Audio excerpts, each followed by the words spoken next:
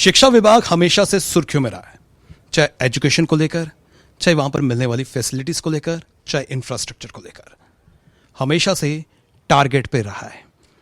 आज मैं आपकी मुलाकात करवाने जा रहा हूं एडवोकेट प्रणव लखनोत्रा जी से, जिन्होंने हाल ही में आरटीआई लगाई थी एजुकेशन डिपार्टमेंट के खिलाफ, पर्टिकुलर जोन बलवाल में। आइए जानने का प्रयास करते हैं क्या है इस आरटीआई में और क्या जवाब जो है इन्हें मिला। प्रणव जी, बहुत बहुत स्वागत है आपका। Sir thank you. Pranav ji, आपने आरटीआई लगाई थी 2020 में। मैं आपसे जानना चाहता हूं पर्टिकुलर एजुकेशन डिपार्टमेंट में ही क्यों आपने लगाई और क्या सोचकर? सर एक्चुअली क्या था कि मैं आपको थोड़ा बैकग्राउंड बता देता हूँ इस चीज़ का कि आरटीआई लगाने का पर्पस क्या था। मेरे एरिया में एक स्कूल है, गवर्नमेंट हाई स्कूल गुड़ा ब्राह्मणा बनतलाब। तो उसमें सर जब मैं वहाँ से पास बाय आते जाते जब मैं वहाँ देखता था कि वहाँ पे तो टीचर्स तो अबंडेंट हैं, अनलिमिटेड टीचर्स हैं, और बच्चे की जो स्ट्रेंथ थी वो कम थी। फिर मेरे माइंड में आया कि एटलीस्ट इनसे पूछा जाए कि आपके पास टीचर्स कितने हैं और बच्चे कितने हैं। फिर मैंने जुलाई 2020 में एक आरटीआई फाइल की थी। उसमें इनका जवाब आया था कि हमारे पास 24 टीचर्स प्लस 10 जो हैं सरप्लस अटैच्ड हमारे पास टीचर्स हैं। फिर मैंने एक स्टेप आगे फिर मैंने एक और आरटीआई लगाई कि जो आपने अटैच किए हैं टीचर्स, तो उनका मुझे ऑर्डर डेट दिया जाए, प्लस उनका date of attachment, plus total जितने भी आज तक आपके पास टीचर्स हैं उनकी मुझे नाम, डेट, क्वालिफिकेशन एक्सेट्रा जो भी इन्फॉर्मेशन हैं वो मुझे दी जाएं। तो सर सबसे पहले इन्होंने जो मुझे इन्फॉर्मेशन दी वो थी अगस्त में। उसमें इन्होंने कहा 34। सेकंड जो इन्फॉर्मेशन आई उसमें इन्होंने कहा 38। फिर उसके बाद मैंने इस चीज़ को वेरीफाई करने के लिए एक और आरटीआई लगाई कि ताकि इसको देखा तो जाए, क्योंकि ये डाटा था जो कंफ्यूजिंग था कि 34 है या 38। फिर मैंने एक और आरटीआई लगाई कि जो हमारा जोन बलवाल है उसमें total number of teachers at present कितने काम कर रहे हैं, किस किस स्कूल में कर रहे हैं, आपके पास कितने primary schools, middle schools, high school, high secondary schools आपके पास कितने हैं। फिर इन्होंने मुझे ये डाटा पहले तो दिया नहीं। फिर इसके लिए मैंने अपील फाइल की। अपील में इन्होंने मुझे बुलाया joint director school education Jammu के ऑफिस में 25/3/2021 को। तब ये मुझे इन्फॉर्मेशन इन हैंड प्रोवाइड की गई वहाँ पे। मैं आपको एक चीज़ और नॉलेज में लाना चाहूँगा कि जो उन्होंने मुझे इन्फॉर्मेशन दी थी सर, वो बिना नंबर, बिना डेट, बिना कोई स्टैम्प की थी। ये इतना बड़ा स्कैम जो एक ऑफिशियल कर सकता है कि आप किसी एप्लीकांट को इन्फॉर्मेशन देते हैं, वो भी आरटीआई में जो कि सर्टिफाइड मानी जाती है, बट स्टिल ये इतना बड़ा एरर किया कि आपने बिना कोई रेफरेंस नंबर, बिना कोई स्टैम्प, बिना कोई डेट। फिर उसके बाद सब एक स्टेप जब मैंने उसको देखा, मैंने ओवरऑल स्टडी किया तो उसमें कुछ ऐसे स्कूल्स आए जिसमें तो एनरोलमेंट ही नहीं है, एनरोलमेंट ज़ीरो है। तो ऐसे स्कूल्स थे, उसमें से मैंने लिस्ट बनाई तो उसमें आए 34 टीचर्स आउट ऑफ 176 जो हमारे जोन बलवाल में है प्रेजेंटली, जो रजिस्टर्ड हैं हमारे गवर्नमेंट के अंडर। 176 स्कूल थे, उसमें से 34 ऐसे स्कूल्स हैं जहाँ पे बच्चे ही नहीं हैं। बच्चे इन द सेंस कि जिनमें एनरोलमेंट 0, 1, 2, 3 या एट दी मोस्ट आप लगाएंगे तो 7 तक की एनरोलमेंट के लिए आपने 2, 3, 4, 5 टीचर्स अपॉइंट किए हैं। इस शॉकिंग इन्फॉर्मेशन से मैं भी तो परेशान हो गया कि ये इन्फॉर्मेशन इन्होंने दी है कि जो स्कूल में बच्चा ही नहीं है कोई, तो वहाँ टीचर्स का क्या काम, और बच्चे उस स्कूल में क्यों नहीं है, कि उसका एनरोलमेंट क्यों नहीं हो रहा है, उसका रीज़न क्या है। तो वो तो डिपार्टमेंट ही बताएगा, क्योंकि ये जो इन्फॉर्मेशन है ये डिपार्टमेंट ने मुझे खुद इन हैंड प्रोवाइड की है। तो इस चीज़ का जवाब तो बेहतर मैं समझता हूँ कि वो डिपार्टमेंट ही बताएगा कि आपके पास तो स्कूल हैं ऐसे जिनमें बच्चा ही नहीं कोई है, तो वो टीचर्स कहाँ हैं और कहाँ काम कर रहे हैं। प्रणव जी, मैं आपसे ये भी जानना चाहता हूं कि इसके अलावा आपने तो जोन बलवाल की बात की, इसके अलावा हमारे जम्मू की पर्टिकुलर बात करें तो कई स्कूल्स हैं, तो आपको लगता है कि वहां भी यही हालत होगी? बिल्कुल सर, मैंने एक और आरटीआई फाइल की है जिसमें मैंने मांगा है इनसे जम्मू डिस्ट्रिक्ट के जितने स्कूल्स हैं उनका मुझे पूरा डाटा दीजिए कि जिसमें कितने primary school, middle school, high school, plus उसके अकॉर्डिंगली कितने टीचर एट प्रेजेंट वहाँ पे काम कर रहे हैं जो अपॉइंटेड उसी स्कूल में हुए हैं या जिनकी ट्रांसफ़र्स हुई हैं या सरप्लस अटैच किए हैं, उनके नाम और डिटेल्स मैंने इनसे नेक्स्ट आरटीआई में ये मांगा है, ताकि ये ओवरऑल व्यू हमें पता चल सके कि यहाँ पे हो क्या रहा है। क्योंकि देखिए हमारा जो एजुकेशन डिपार्टमेंट है उस हम एक किस्म से सुप्रीम क्यों मानते हैं, क्योंकि देखिए आप भी एजुकेटेड हैं, हम भी हैं, तो हर बच्चा का एक ये राइट बनता है है कि उसको अच्छी एजुकेशन दी जाए। मैं आपको एग्जांपल दूंगा कि हम पानी, बिजली, हर चीज़, रोड फैसिलिटीज़ सभी गवर्नमेंट का इस्तेमाल करते हैं। तो एजुकेशन में क्यों हम प्राइवेट स्कूल्स की तरफ भागते हैं? कहीं ना कहीं रीज़न तो ये हमें ढूंढना पड़ेगा। इसका जो जहाँ तक मेरी नॉलेज है, मुझे तो यही लगता है कि गवर्नमेंट स्कूल्स में जो टीचिंग जो फैकल्टी जो अपॉइंटेड होती है, नो डाउट कि वो MSc MPhil आजकल के टाइम में तो हाईली क्वालिफाइड होते हैं, बट उनके पढ़ाने का तरीका तो यहाँ कहीं उनकी एनरोलमेंट में फ़र्क आता है, या जो टीचर्स हैं वो वहाँ पे प्रेजेंट नहीं होते। ये इश्यूज हो सकते हैं जिसकी वजह से हर बंदा, हर जो आम नागरिक होगा वो यही चाहेगा कि मेरा बच्चा इस स्कूल में डालने के बजाय मैं कहीं और प्राइवेट स्कूल्स में डालूं, जिसमें हेक्टिक फीस उसको देनी पड़ेगी।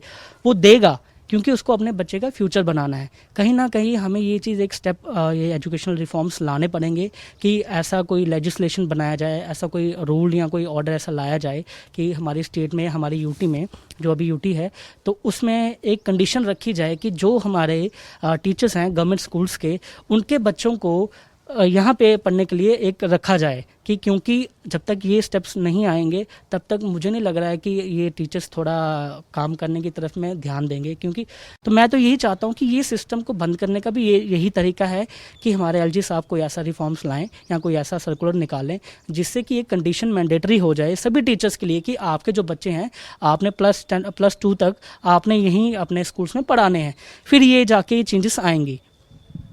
रिफॉर्म्स जो है हमारी सोसाइटी की नीड है। अगर हम गंभीरता से सोचें हॉस्पिटल्स और एजुकेशन, हम लोग जो हैं प्राइवेट की तरफ जो है हमारा रुझान ज़्यादा है। कारण ये है कि वहाँ पर हमें फैसिलिटीज़ जो है वो ज़्यादा दी जाती हैं। सरकारी अस्पताल की बात करें, वही डॉक्टर अगर प्राइवेट में आपका चेकअप करेगा तो उसकी ट्रीटमेंट करने का तरीका जो है वो अलग होगा, वे ऑफ टॉकिंग जो है वो अलग होगी। सिमिलर इस प्रोसेस विद टीचर्स की बात करें, यही टीचर्स जो है ट्यूशन भी देती हैं, लेकिन स्कूल में जो है, सरकारी स्कूलों में हमने देखा है रिजल्ट भी जो है 0 के बराबर है। रिफॉर्म्स बहुत ज़रूरी है। सरकार जो है बहुत पैसा खर्च रही है। सरकार क्यों ना इंफ्रास्ट्रक्चर जो है वो प्रोवाइड करे, सरकार क्यों ना बच्चों को यहाँ पर लाने के लिए जो है ऐसी कोई पॉलिसी लाए। हालांकि पॉलिसीज जो है गवर्नमेंट ला रही है। अभी हाल ही में जो है फ्री एजुकेशन जो है फीमेल चिल्ड्रन की जो है वो कर दी गई है। बावजूद इसके हम देख रहे हैं कि टीचर्स की संख्या एज कम्पेयर टू स्टूडेंट्स वो ज़्यादा हो रही है। सरकार को जो है मंथन करना होगा, और ख़ासकर जो प्राइवेट प्रैक्टिस कर रहे हैं, चाहे वो डॉक्टर्स हैं, चाहे वो टीचर्स हैं, या फिर किसी और इंस्टीट्यूशंस को बिलोंग करते हैं, उनकी प्राइवेट प्रैक्टिस जो है उसे बैन करना चाहिए, पूरी तरह से बैन करना चाहिए। और ट्रांसफ़र पॉलिसी, इस पर भी जो है चेक एंड कंट्रोल करना चाहिए। क्यों टीचर्स अटैचमेंट करवाते हैं, क्यों स्कूल्स में इतने अधिक टीचर्स हैं, इन सब पहलुओं पर अगर हमारी सरकार, हमारा प्रशासन जो है मंथन करता है, ध्यान अपना केंद्रित करता है, तो कहीं ना कहीं जो है हमारे वाले समय में जो है सुधार ला सकते हैं, जिसकी अति आवश्यकता है। प्राणव जी, अगला कदम क्या रहेगा आपका? सर देखिए, जैसे मैंने आपको पहले बताया कि इसका ओवरव्यू जानने के लिए मैंने एक और RTA फाइल किया है कि जिसमें मैं जम्मू डिस्ट्रिक्ट के जितने भी स्कूल्स हैं जो रजिस्टर्ड हैं अंडर गवर्नमेंट, उनका मैं पूरा डाटा इकट्ठा करूंगा, जिससे हमें ये व्यू पता चलेगा कि इसमें है क्या, कितने टीचर्स हैं, कितने बच्चे हैं, कितने ट्रांसफ़र हुए हैं, कितने अटैच्ड हैं। उसी से हम आगे नेक्स्ट हमारा जो फर्दर कोर्स ऑफ एक्शन वो रहेगा। क्योंकि जब तक हमारे पास कोई डाटा नहीं होगा, जो ऑथेंटिकेटेड डाटा नहीं होगा, तब तक हम उसको आगे प्रोसेस में नहीं ला सकते। ये तो जस्ट अभी एक शुरुआत है, क्योंकि ये मैंने जहाँ तक देखा कि ये जो डायरेक्टर स्कूल एजुकेशन ऑफिस है या जो CEO ऑफिस जम्मू है, जो जोन एजुकेशन बलवाल जो हमारा है, जो इन्होंने मुझे इन्फॉर्मेशन प्रोवाइड की थी, वो तो एक किस्म से स्कैम है। कि देखिए, जैसे मैंने आज एक RTA एप्लीकेंट हूँ मैं, तो मैंने एक RTA फाइल की, कल को आप भी करेंगे, कल उसको कोई और थर्ड पर्सन अगर फाइल करेगा, इट मीन्स कि अगर आप एक ही चीज़ का 3 अलग अलग या 4 अलग अलग इन्फॉर्मेशन देंगे तो कोई भी इंसान किसके ऊपर रिलाई करेगा। ये इन्फॉर्मेशन हम कोर्ट में यूज़ करते हैं, यही इन्फॉर्मेशन हम कोई और प्रोसेस में जैसे कि सर्विसेज में यूज़ करते हैं, प्रमोशन के लिए यूज़ करते हैं, क्योंकि हम इसको अज्यूम करते हैं कि ये ऑथेंटिकेटेड डाटा है जो गवर्नमेंट ने हमें दिया है, और इसको हम वेरीफाई भी कर सकते हैं। वेरिफिकेशन के लिए यही जो ओरिजिनल कॉपीज़ जो हमें दी जाती हैं, फ़ोटो कॉपीज़, वो उसी डिपार्टमेंट में उनके पास ऑन रिकॉर्ड होता है, वो उनके पास होता है, ये हमें उसकी फ़ोटो कॉपी दी जाती है ताकि हम उसको वेरीफाई, अगर इन फ्यूचर हम ये चाहें कि हम पर्सनली देखना चाहें कि जो इन्होंने इन्फॉर्मेशन दी है वो डिपार्टमेंट के पास वो रिकॉर्ड होता है। यही चीज़ मैं कहना चाहूँगा कि ये एक ओवरव्यू लेने के लिए मैंने एक जो आरटीआई नेक्स्ट जो भी फाइल की है, इससे हमें पूरा व्यू पता चलेगा कि यहाँ पे एटलीस्ट हैं कितने स्कूल्स और बच्चे कितने हैं। फिर हम ये प्रोसेस में लाएंगे कि यहाँ इसके लिए रिगार्डिंग पीआईएल बनती है या कोई रिट बनती है, वो हम डिसाइड करेंगे क्या इसका प्रोसेस करेंगे, क्योंकि हमें रिफॉर्म्स की सख्त से सख्त ज़रूरत है। प्रणव जी, आपकी आरटीआई में इंफ्रास्ट्रक्चर भी मेंशन किया गया है, तो उसमें क्या स्कैम आपको नजर आ रहा है, क्या खामियां नजर आ रही हैं? जी बिल्कुल सर, मैं एक और चीज़ आपको बताऊं कि जो आरटीआई की इन्फॉर्मेशन में एक मेरा क्वेश्चन था कि आपके पास कितना इंफ्रास्ट्रक्चर है और उसके लिए कितनी ग्रांट्स आपको आई और आपने क्या क्या इस्तेमाल किया।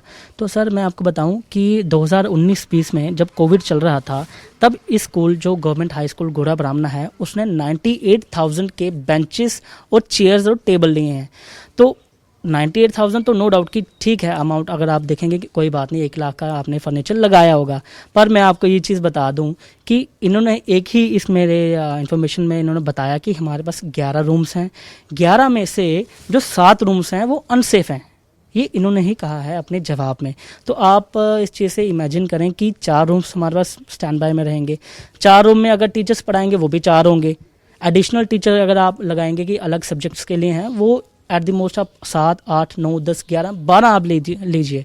बट फिर भी सर 38 टीचर्स एक स्कूल में अपॉइंट होना, वो भी सरप्लस अटैच, जिनकी कोई ट्रांसफ़र ही नहीं हुई 10-10 साल 12-12 साल, तो वो डिपार्टमेंट यहाँ तो सोया हुआ है, यहाँ तो इस चीज़ का हिस्सा है कि जिनकी नॉलेज के होने के बावजूद भी वो कोई ऐसा स्टेप नहीं उठा रहे कि 4 रूम्स हैं आपके पास और 38 टीचर्स।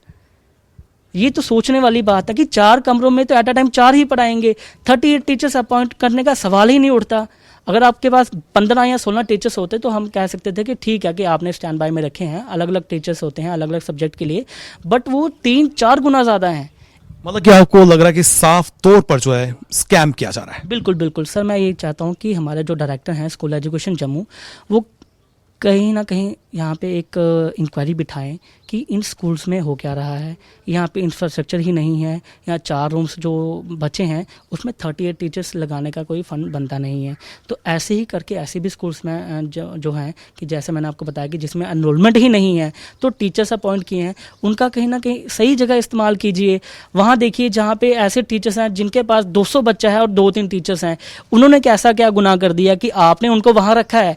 इनके लिए आपने अच्छी अच्छी कन्वीनियंस दी है कि आप अपने घर के पास रहिए, आप आराम से यहाँ पे जॉब कीजिए, अपनी मर्जी से आइए, अपनी मर्जी से जाइए, और उसी के कंपैरिजन आप जो फार फ्लंग एरियाज़ हैं जहाँ पे ये टीचर्स जाना नहीं चाहते, जिनकी अपॉइंटमेंट होती है, वो वहाँ से अपने ट्रांसफ़र यहाँ कहीं ना कहीं सोर्स को लगा के तो अपने ट्रांसफ़र करवा लेते हैं। जिनका होता है कोई सोर्स वो करवा लेते हैं, जिनका नहीं होता है वो वहाँ पर ही बेचारे सड़ते रहते हैं कि जिनको 200-200 आपने बच्चा दे दिया है, उनको 2 टीचर्स दिए हैं। ये कहीं ना कहीं रैशनलाइजेशन की ज़रूरत है, ये हर साल होती भी है, बट आई थिंक कि अब ये तो डेलिबरेटली अटेम्प्ट हो रहा है कि इतना कुछ होने के बावजूद भी डिपार्टमेंट ने अभी तक कोई इसके लिए कोई एक्शन नहीं लिया। तो आई थिंक ये इनका डेलिबरेट अटेम्प्ट है और ये इस चीज़ का हिस्सा है। तो मैं यही चाहता हूँ कि हमारे गवर्नर साहब इस चीज़ के लिए एक्शन लें और एक इंक्वायरी बिठाएं कि सीबीआई इंक्वायरी करें। जो आपको अच्छा लगता है वो इंक्वायरी कीजिए कि ऐसा हो क्यों रहा, कि ये स्कैम्स हो रहे हैं डिपार्टमेंट में, तो इसकी नॉलेज में होने के बावजूद भी यहाँ पे कुछ ऐसा मतलब कोई पॉजिटिव रिस्पॉन्स हमें आया नहीं, जो पब्लिक कहीं ना कहीं सफ़र कर रही है।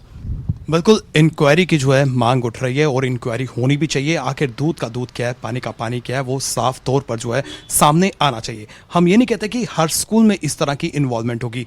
आप रणबीर स्कूल जाइए, आप मुबारक मंडी स्कूल जाइए, इनकी रेपुटेशन काफ़ी हाई है, लेकिन इनको छोड़कर कई ऐसे स्कूल हैं जिनको प्रणव जी ने भी उजागर किया, आरटीआई के माध्यम से हम लोगों के सामने भी लाया। इस पर अब फर्ज बनता है हमारी एडमिनिस्ट्रेशन का कि वो कुंभकर्ण की नींद से जाके और जो इंक्वायरी बिठानी है, जो पारदर्शिता लानी है, उसका परिचय दें। जी हाँ, प्राइवेट स्कूल जो है वो अभिभावकों का खून चूस रहे हैं और दूसरी तरफ से सरकारी स्कूलों की हालत से आपको आज हमने भली भांति परिचित करवा दिया। अब सरकार को सोचना है कि वो किस तरह से स्टूडेंट्स की एनरोलमेंट को जो है बढ़ा सकती है, टीचर्स कितने ज़रूरी हैं एक स्कूल में होना, उस पर किस तरह से वो चेक एंड कंट्रोल कर सकती है, तब जाकर जो है हम एक रिफॉर्म ला सकते हैं।